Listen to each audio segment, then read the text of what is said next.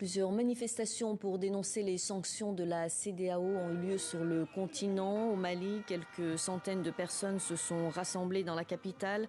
Même mobilisation en Guinée, au Tchad et au Burkina Faso, où une manifestation interdite a donné lieu à quelques incidents. La communauté des États de l'Afrique de l'Ouest, vous le savez, a placé le Mali sous embargo pour sanctionner la junte militaire au pouvoir.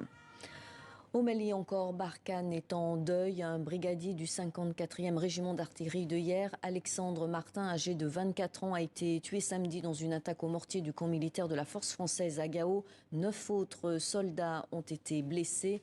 On retrouve sur place à Bamako notre correspondant, Kaoru Magassa. Bonjour Kaoru, que s'est-il passé à Gao ce samedi soir ? Alors, les troupes de l'opération Barkhane ont été prises pour cible aux environs de 17 heures au nord-est du Mali, dans leur base de Gao, par des tirs de mortier lourds. Une dizaine d'obus a atteint le camp des forces françaises.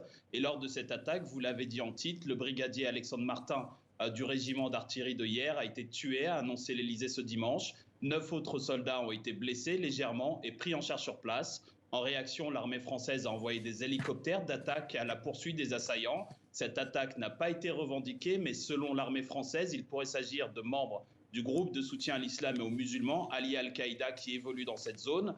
Les auteurs des tirs ont été neutralisés selon l'état-major français, qui se refuse pour l'heure de communiquer sur leur nombre. Et pour finir, le brigadier Martin est le 53e soldat français tué au combat au Sahel depuis 2013.